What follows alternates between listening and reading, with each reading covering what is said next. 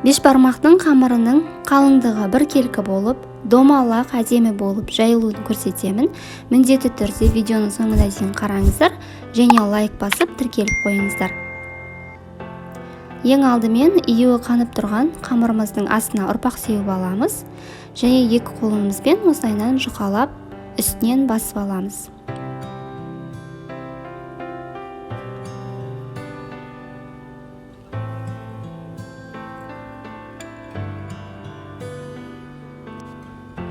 Кейін үстіне ұрпақ сеуіп, оқтаудың көмегімен жаямыз.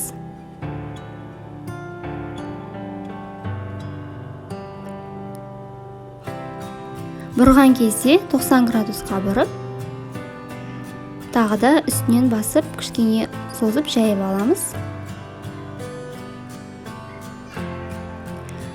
Одан кейін қамырымызды оқтауға орап, ортасына дейін орап аламыз да, кейін барып екі шетін басып жаямыз.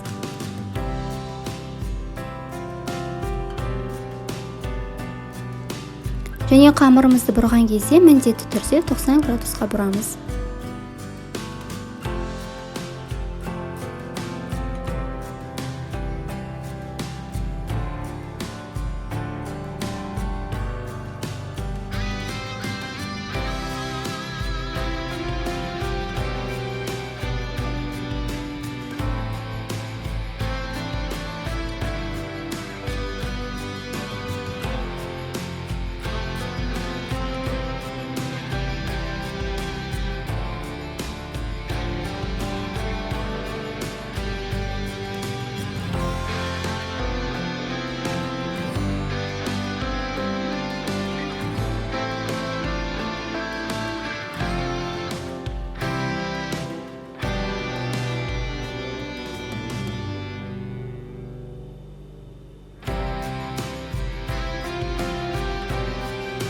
Осылайынан қамырды жайған кезде ортасына дейін орап аламыз, кейін барып үстінен екі шетінен басамыз.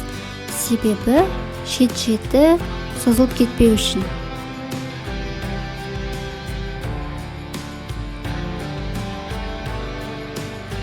Біздің қамырымыздың дайын болғанын қайдан білеміз?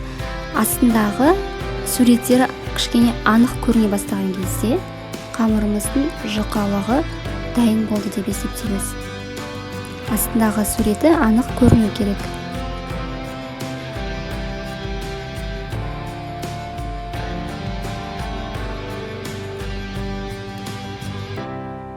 Мінекей, осымен біздің қамырымыз дайын болды. Шеті де, ортасы да барлық жері біркелкі болып жайылды. Астарыңыз дәмді болсын және міндетті түрде лайк басып, каналыма тіркеліп қолдап қойыңыздар.